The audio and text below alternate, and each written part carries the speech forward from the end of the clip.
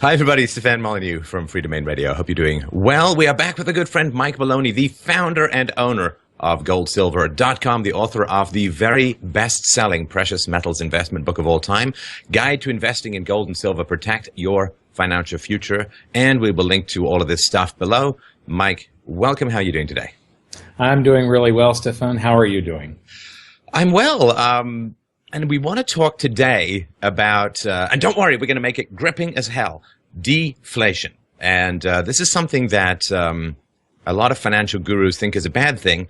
The average population, I'm sure, thinks it's a fairly good thing because who complains when the price of computers or cell phone plans and so on go down? But the Austrians, like the Austrian economists, not those from Austria, but those who follow the Austrian school, say that the massive amount of fiat money creation since the 2008 crisis should have led to runaway inflation, but hasn't. And your argument, as far as I understand it, is that there's going to be just a little bit of a dip, you know, like a roller coaster, just a little bit of a dip before there's a potential for hyperinflation to kick in. So I wonder if you can just step us through what's happened, where we're at, and where you think things are heading. Well, in episode 6 of Hidden Secrets of Money, I lay down about half of my case for deflation. Episode 7 is coming soon, and that one deals with the velocity of currency. I don't call it money because money has to be a unit of account, a medium of exchange. It's got to be portable, durable, divisible. Those things, and fungible. The units are interchangeable. Currency has to be all things, those things. Money has to be those things plus a store of value. Currency does not have to store value. Fiat currencies that are borrowed into existence by their very design cannot store value. It's impossible unless the thing goes into a deflationary collapse and they gain in value. But if you borrow the first dollar into existence and you promise to pay it back plus another dollar, and the second dollar doesn't exist yet, when you get to the point where you have to pay it back, you have to borrow that dollar of interest into existence and promise to pay it back with interest. And so there is always more debt in our system than there is currency to pay it off. So we have to, the entire world has to go deeper and deeper into debt because we're on these Keynesian monetary systems where they borrow currency into existence. And it enslaves us. It's part of what you were talking about in the story of your enslavement. But because we have to pay taxation in the future to pay off the prosperity that we're having today, because we borrow this prosperity by the government does deficit spending. It's borrowed on treasury bonds, and we have to pay those back. Those are paid back by the government with principal plus interest out of future taxation. Well, this is a strange thing. Sorry, but this is a strange thing that people have a tough time understanding because we're so far from the gold standard now. I guess the last vestiges were taken off in the early 70s under Nixon. We're so far from the gold standard now that people don't understand that money meant gold and silver for the most part throughout almost all of human history. And during the giant deflationary period of increased prosperity, even with the Civil War in the 19th century, in America, it was gold and silver. In ancient Rome, before they corrupted it, it was gold and silver because it has value even if you don't use it for currency, right? You can use it for jewelry, of course, gold and other things you can use for electronics now. And so money used to have value, and that's why we used it as money. Now, under paper currency, it's not even that money doesn't have value. Money's actually a liability. Like, I dislike paying taxes as a whole because I think the money's being used badly. But the idea that I'm paying taxes so that the government can use it as collateral to borrow against my child's future just adds an enormous amount of insult to injury. It certainly does. And when you said that the paper currency that we used to use money, the very fact that all of our old notes before 1928 and before said that they were gold certificates, that this note entitles the bearer to $20 in gold coin payable upon demand.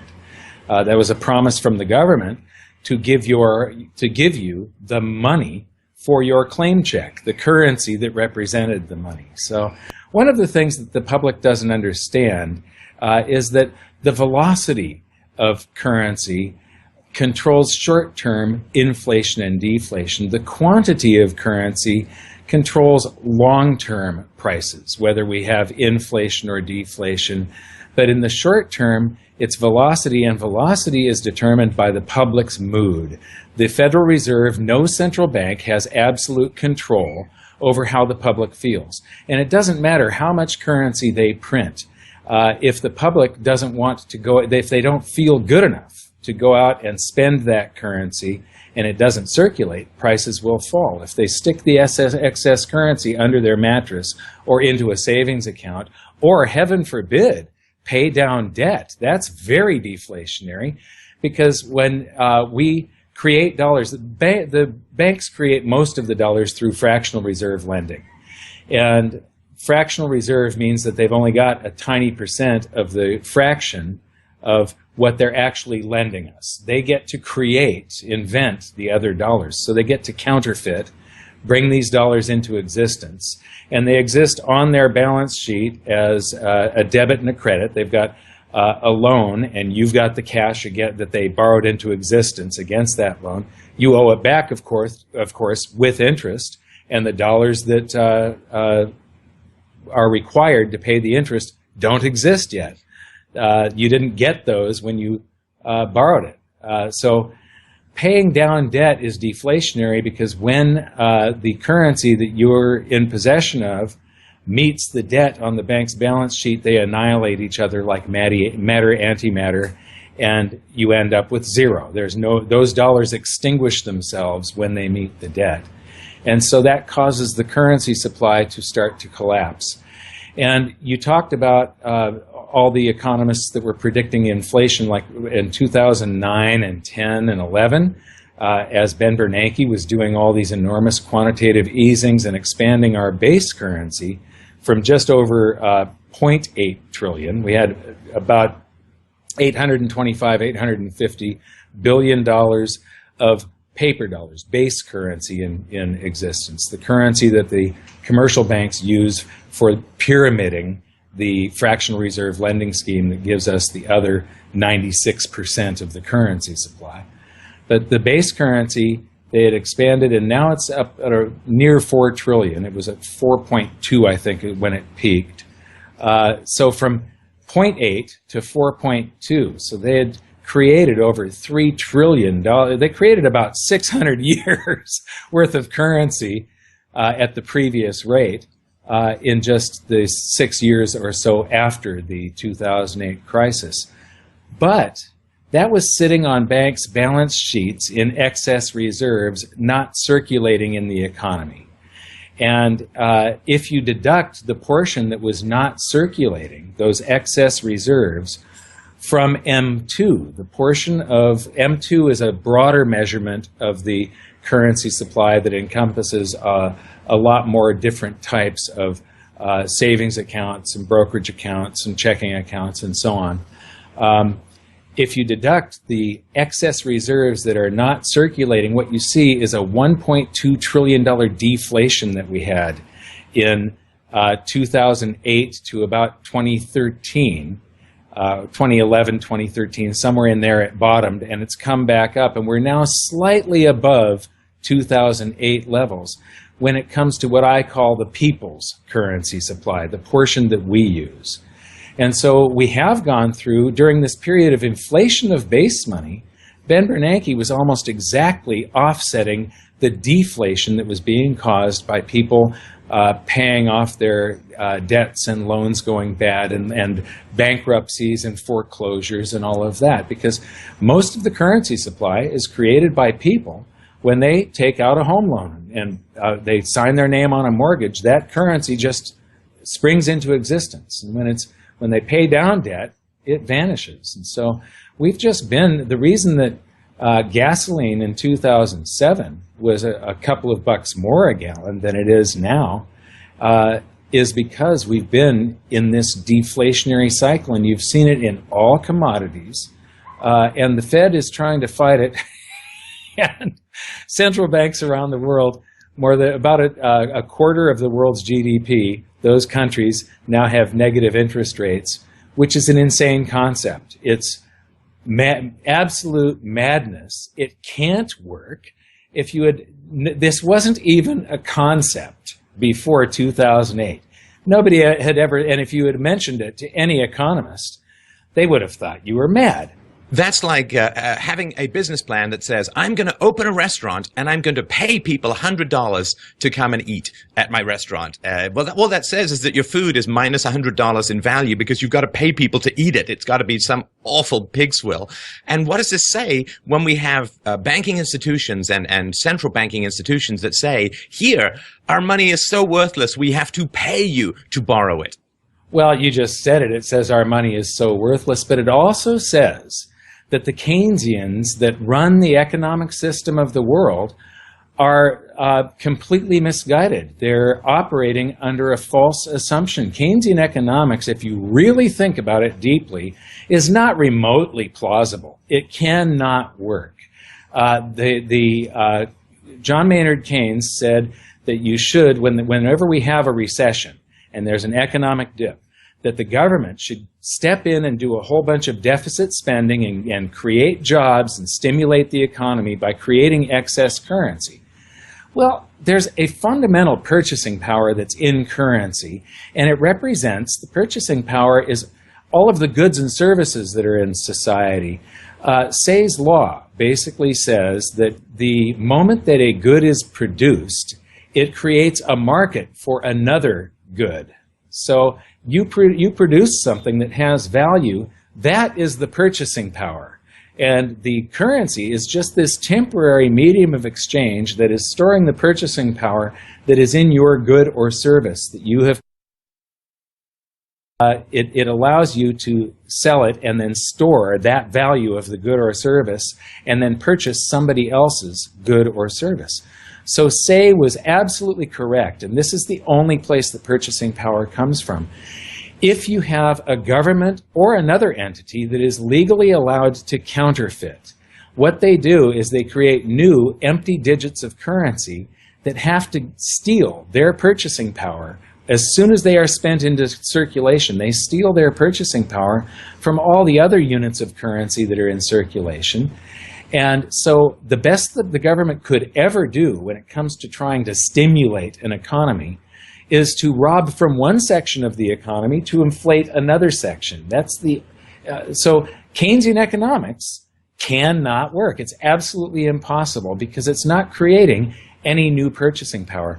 I interviewed Steve Forbes once, and he said the currency is sort of like you go to a restaurant that has a coat check, and you check in your overcoat or whatever at the front door, and they give you a claim check. The Federal Reserve and the other world's central banks think that they can create more coats by printing claim checks. Or that people can wear claim checks in order to keep out the cold. Exactly. Well, the currency represents the goods and services in society. The goods and services are the wealth. The currency is a measurement device of that wealth, and by creating more of them, you actually make the measurement device a little bit smaller, so it requires more units of currency to purchase that. If you have the same number of goods and services, and you double the currency in the system, and people are still feeling the same, so velocity is about the same, it means that prices will double. Keynesian economics isn't plausible, and our biggest problem, and the proof, is these negative interest rates and all this stuff, especially like Japan. They've proven now for 30 years that Keynesian economics doesn't work. They keep on proving it over and over again, yet they never question their assumptions. These people that are running the world monetary system, these Keynesians, have the hubris to say, oh, it wasn't our belief that is wrong. It's the fact that we didn't do enough of it, or the fact that the government did this thing and it got in the way. But they have proven over and over and over again that it doesn't work. Well, and the fact that debt is deferred deflation is something that people have a tough time understanding. Like if I go borrow $10,000 to renovate my kitchen, I'm stimulating a lot of demand in the here and now, and that's going to drive up prices for everybody who is going to continue to purchase it. If you take that money and stuff it under your mattress, that's where you're talking about sort of short-term velocity drives immediate inflation. And again, inflation is not a bad thing. It's if it's driven by demand, it simply raises the price of things to reduce demand and make sure the goods and services are allocated as efficiently as possible. But if I borrow that $10,000, clearly I'm stimulating demand in the here and now, and at my personal household level, I am reducing demand for outside goods and services in the future because I'm going to have to pay back that money, which means I'm going to be minus 10,000 plus interest in the future. So debt is deferred deflation because it's going to reduce demand in the future. As you say, the money collides to pay off the debt and vanishes. So that, of course, is a great challenge for people to understand. And one of the things I thought was fascinating in part 4 of your series was the degree to which housing has bubbled back up to where it was, even slightly higher than in 2008. And your point that the baby boomers are going to be selling their houses at a faster rate than the millennials are going to be buying houses, which is going to drive down the price of real estate, which, of course, a lot of the boomers are relying on for their retirement savings, and that demographic decline may drive a bubble in real estate, a bubble burst in real estate much worse than 2007, 2008. Yes, that's episode 6. It shows in there the population demographic in the United States, and there's a difference between the coming crash and the crash of '08. The coming crash, we're probably going to be bottoming in 2018 or something like that. Well, that means the baby boomers have moved on 10 years. This is the largest population demographic in the U.S., and I haven't done the demographic on Canada, but it's probably somewhat similar. When they get worried and start saving for their retirement, when their during every 5.5 years roughly, we have a recession. They come without fail. You cannot put off a recession indefinitely. And they have stimulated and stimulated and stimulated, and it's a phony stimulation through Keynesian economics and stealing wealth from one sector of the economy to give it to another. It's pumped the stock market and real estate back into bubbles, like you saw in episode 6. And this is about to come home to roost in that not only is that currency due, but the baby boomers who now have to retire in just a few years, this all happens over the next 10 years here. The baby boomers are going to retire right now. They're starting to get scared because they haven't saved enough. And when they get scared and they do stop purchasing, they stop borrowing currency they can't afford to, that they don't have. They stop borrowing money that they don't have to buy stuff that they can't afford. And when they do that and they start paying down debt, it's a deflationary collapse. And we also have a bond bubble, and the popping of a bond bubble is deflationary also. There's at the end of episode 6, I show all of these different cycles that are lining up, and they're all sort of pointing downward toward deflation. Okay, so let's talk about something that is outside the realm of the average consumer, right? The average consumer is mostly focused on household economics, personal economics, and so on. I remember when I first became an entrepreneur way back in the day, understanding just how big the business-to-business market was really kind of important. You know, you don't buy a tractor, I don't buy a tractor, but still there are lots of tractors out there. So the B2B economy is huge. The B2B can also include the bank-to-bank economy, and the degree to which as you point out, one of the things that happened in 2008, 2009 with this quantitative easing money printing stuff was that the Fed was trying to prevent bank runs on banks by banks. And the degree to which money is sloshing back and forth between banks every single day is something that is hard for people to understand, and the degree to which it may in fact affect them. I wonder if you can help step people through exactly what is going on with this interbank lending and these daily closures. Well, in my video, I point out that is proof that our whole monetary system is a fraud, because at the end of each day, in order to get banks' balance sheet to balance, one bank has to borrow from another, who has to borrow from another, and it's this interlinked daisy chain of basically a bunch of broke entities creating loans for each other and sort of offsetting whatever does not quite add up for the day. And it's immense amounts that we're talking about. And when it comes to all of the brokerage accounts on the planet, and all of the currency trading that goes on the Forex, the amount of currency that sloshes back and forth on this planet in the,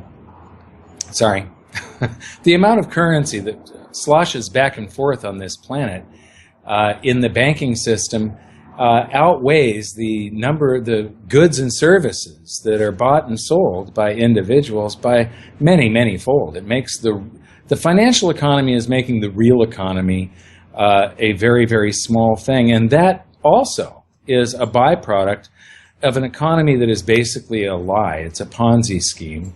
It's debt. It transfers because the entire currency supply is borrowed into existence on all of these loans that we create, and it is due back plus interest, and the currency to pay the interest does not exist yet. It's robbing portions of our daily lives. We have to work to create the good or the service that we're going to exchange for the currency. So that was the value. And the currency is just a measurement of that value in a temporary storage device. If we owe back that currency plus interest, we have to create another good or service to offset that constant. So the inflation that we've got is a representation of the amount of our lifetimes that are being stolen by this monetary system. It is a form of enslavement.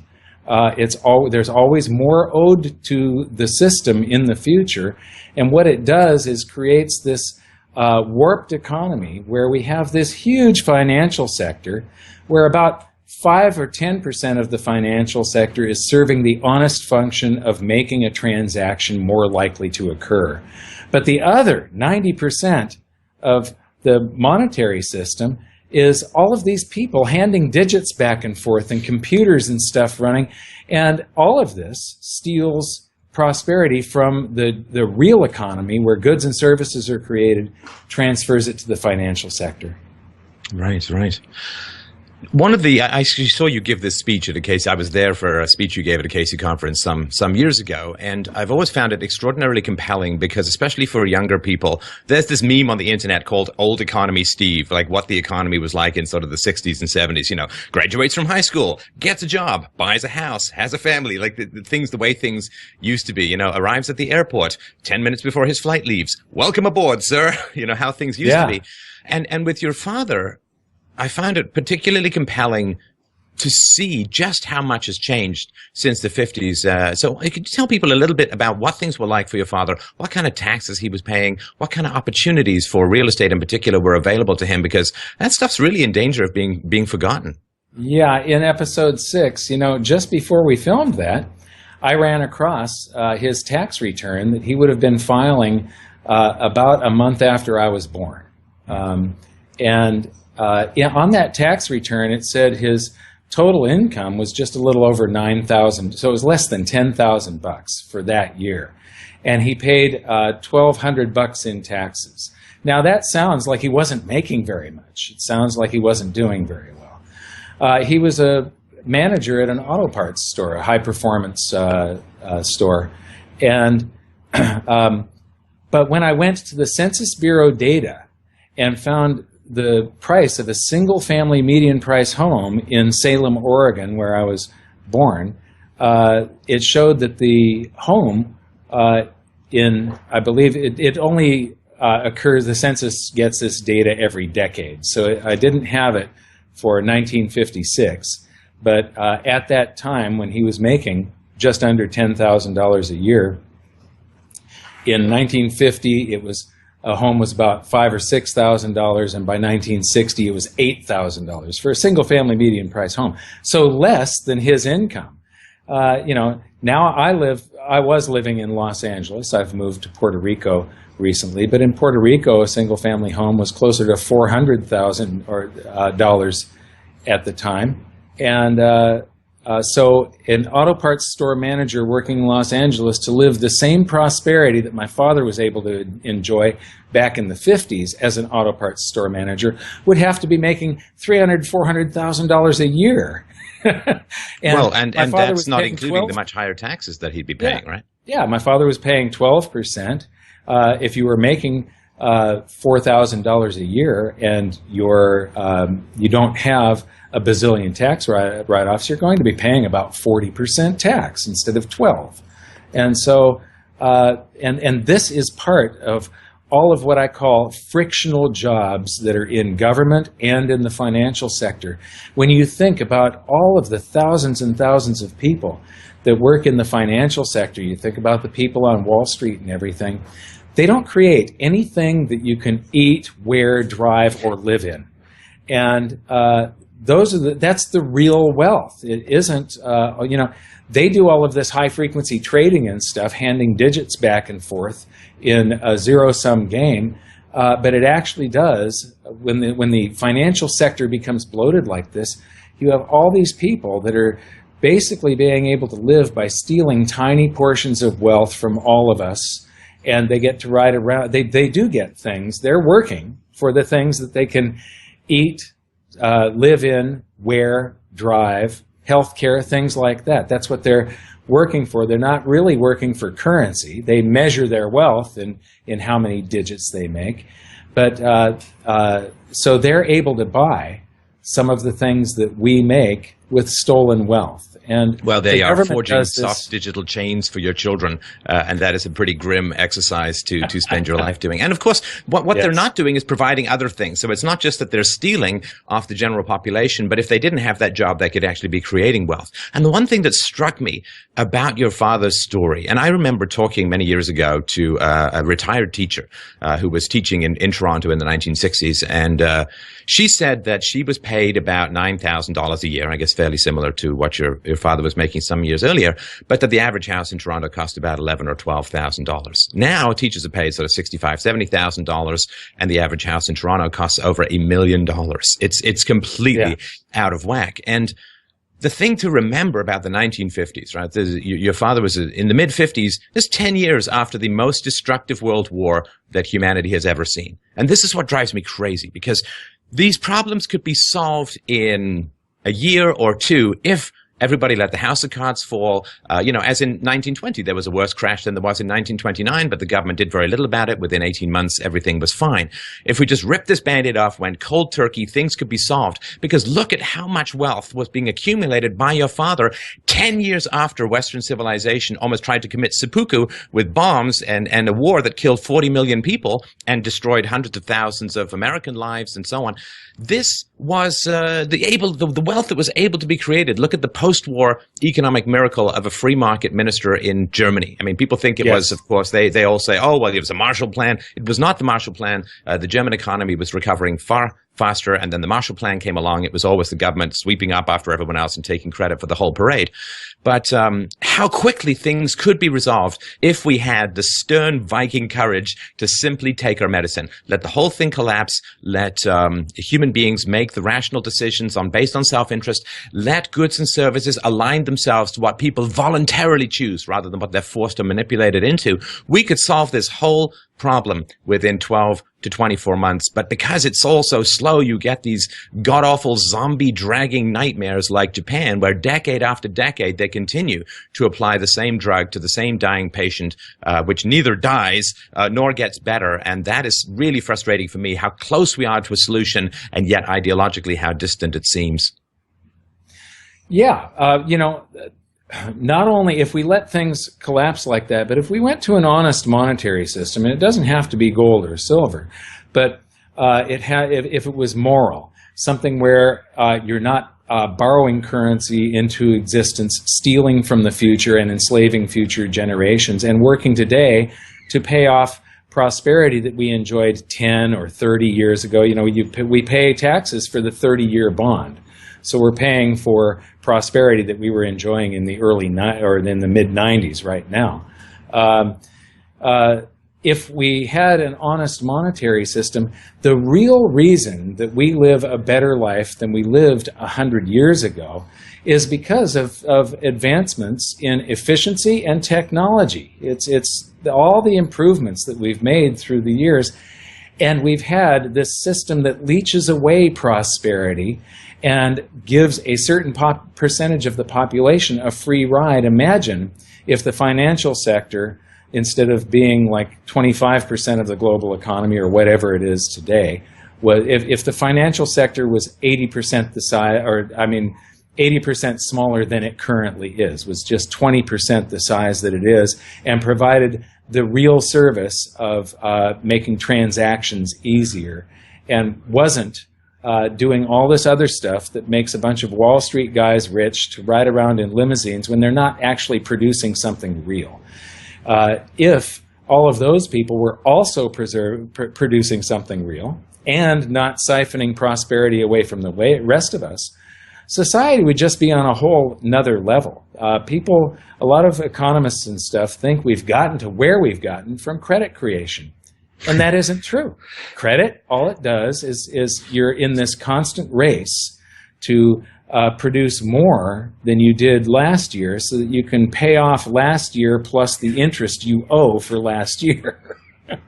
Yeah, I mean, it's like the old analogy that sort of sloshing money around the economy and pretending that you're creating wealth is like giving a blood transfusion between two patients and you're slopping blood back and forth and spilling a whole bunch. It's like, well, that's not going to end up well for either of them.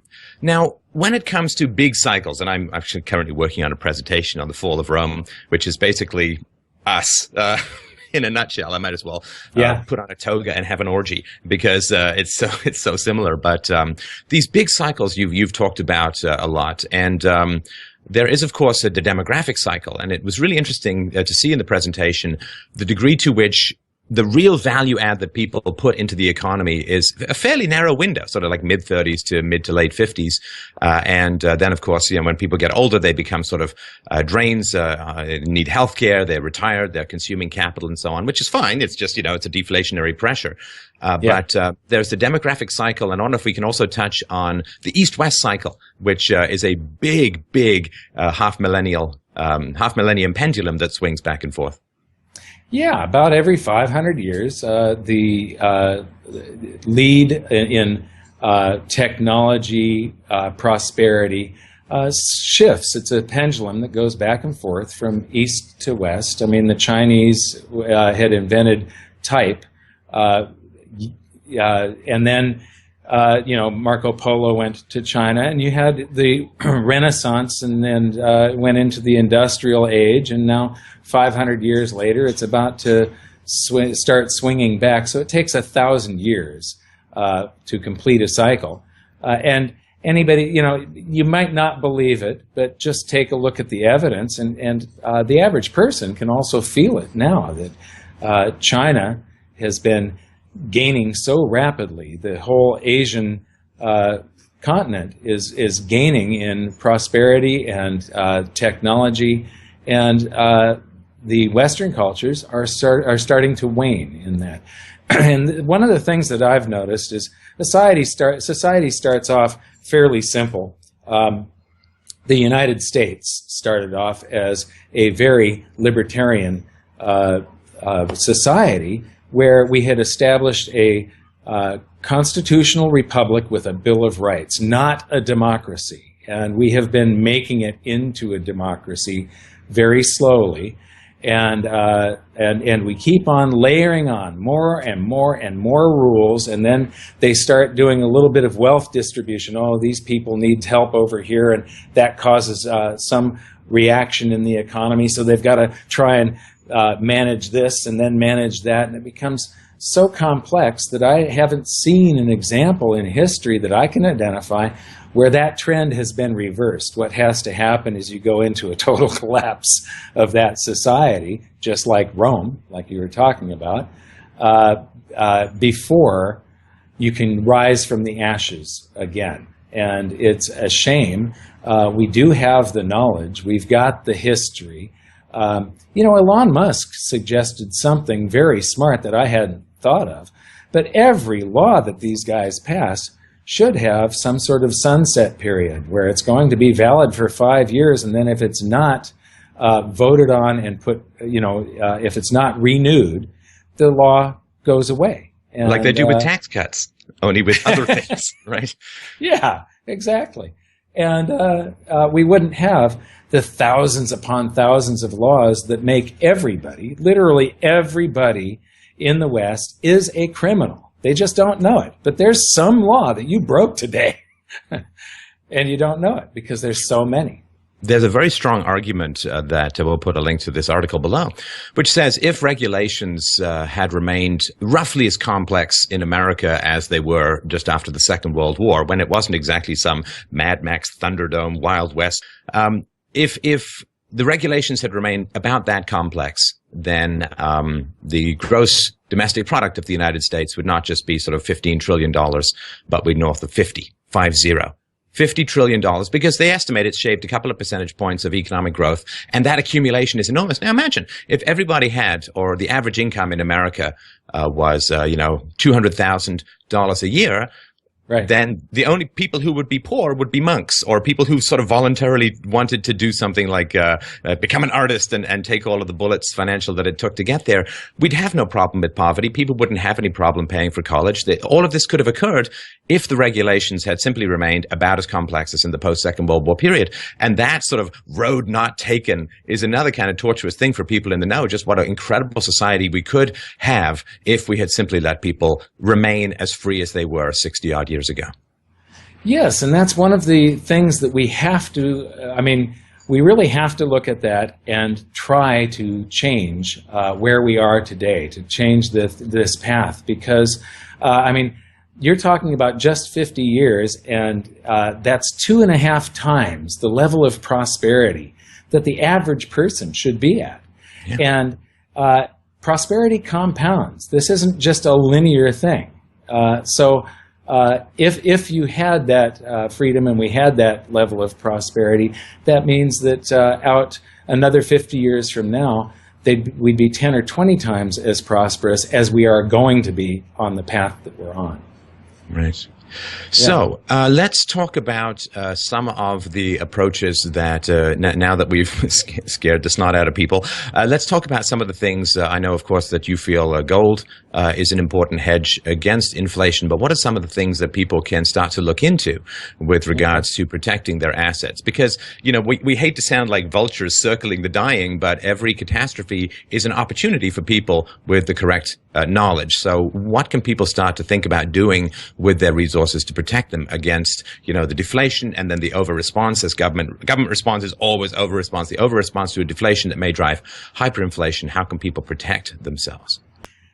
Yeah, okay, so what can people do in a deflation? And one of the very few assets that, there's not a whole lot of really big deflations to point to in ancient history where we have data. There's nothing really where we have data. The one that's very, very well studied is the Great Depression, and that was caused from government interference. Well, we've had about 1,000 times more government interference in the last decade or so than we had leading up to the Great Depression, and to create the factors that caused that bubble that preceded the Great Depression to pop. And we now have a government that is so many times the size that it was back in 1930, that the reaction that they did back in 1930 that made what should have been a very bad recession into the Great Depression by meddling with the economy and their responses with all of the Roosevelt's programs and such, trying to do the Keynesian economics of stimulating the economy, that caused the Great Depression. Those things are going to be far, far worse this time, because we had a very small government to begin with, and their reaction caused the greatest depression that this country has ever known. This coming one is going to be immense, because the amount of moving wealth around and regulations that they establish, and all these experts that think they know how to run things, imposing themselves on our lives. The only thing that has shown to work in both inflation and deflation, gold did a tremendous job of protecting you if you hung on to it. The U.S. government made it illegal for Americans to own for 50 years, from 1934 to the end of 1974. But gold and gold stocks did very, very well during the Great Depression. So I'm personally mostly invested in precious metals, a little bit of emergency food, because I don't want to sound like a conspiracy theorist or nutcase, but there is a possibility with all of this of civil unrest. I have it too. It is, Okay. the one thing you always have to do is eat. And so I Yes. think it is wise because it doesn't take a lot of interruption in the food supply for your life to get pretty uncomfortable. And it's pretty cheap and easy to buy stuff and store it. So I recommend it as well. And I've heard many times that there's about 3 days worth of food in any major city. If the chain of supply gets interrupted, that in 3 days the store shelves are going to be empty. These are just prudent things. It's sort of like having fire insurance on your house. How often does your house burn down? Most people, if they consider precious metals, they'll talk about getting 10% of their portfolio into precious metals as insurance. During the bull market of the 70s, precious metals were by far the number one asset class in performance of anything. Nothing came close to precious metals. And the Wall Street elite, the status quo, the people that are sort of in charge of the financial system, they really don't want you buying precious metals because it isn't what they sell. They need to sell things where they're just whipping up digits. They're creating more stock certificates. They're creating options out of thin air. They create currency out of thin air. This is something real, and the amount that they can make on it is so much smaller than. When you look at what they sell on mainstream television and so on, what all of the ads are on the financial channels, financial channels get all of their income. The media is getting all their income from Wall Street, and so they push the status quo items. I was talking with somebody just the other day, and they were talking about how Wall Street never really says sell, that this is overinflated, you got to get out of the entire asset class, it's time to move on. What they say is that, this is just a buying opportunity, things are just retrenching, buy and hold, because the stocks go up so much in the long term. But there are these major cycles, and if you had gotten out of stocks, for instance, if you sold a single-family median price home in 1970, and bought silver, you would have been just 8.5 years later, in 1971. 8.5 years later, when gold and silver peaked in January of 1980, you would have been able to take that silver and buy 17 homes, just like the one that you had sold. So in that 8.5 years, you would have 17 times more true inflation-adjusted wealth. And so there are these brief periods in history where what is considered the safest asset class also becomes the asset class with the greatest potential gains in absolute purchasing power, the greatest wealth creators.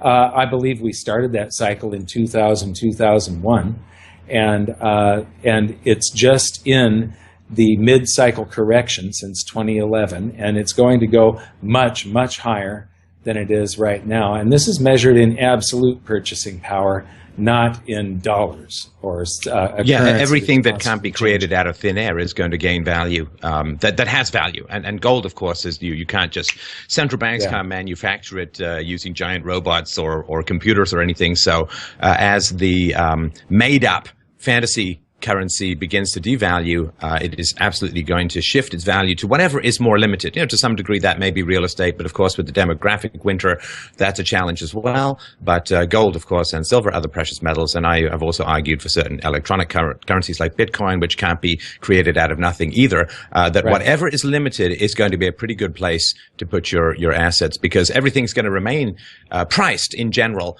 in the fiat currency, and if the value of your limited assets is rising relative to fiat currency, your purchasing power is going to remain intact or perhaps even escalate. So that is, I think, a pretty good approach. So I wanted to say thanks so much for your time today. And also, thank you so much for the Money Masters videos that you put out there that are free. They are engaging, very well produced, and very educational. And I really strongly urge people, you go to the dentist, you hopefully go for your checkups, you go get your eyes checked, and you really need to figure out what's happening with your assets and what's happening in the larger world. So thanks so much for making all of that stuff available. We'll link to it below. Goldsilver.com is where you can go. It's well worth picking up Mike's book. It has been, 12 languages now? It's in 11 languages, yes. 11 languages, so that's fantastic. And thanks so much for sharing your wisdom, and hopefully we can save people some time and money in the future because, we really are heading for some challenging waters, and we are going to need some ballast. So thanks so much, Mike, for your time today. Two last things I'd like to say to your audience is, one, nothing will affect your lives more than economics. So get interested in it and try to learn as much as you can about the current situation that we're in. Two, 50 years from now, historians will be looking at this period of Keynesian economics and going, what were they thinking? That's it. Thank you very much, Stefan. Thanks, Mike. Take care. Okay, bye.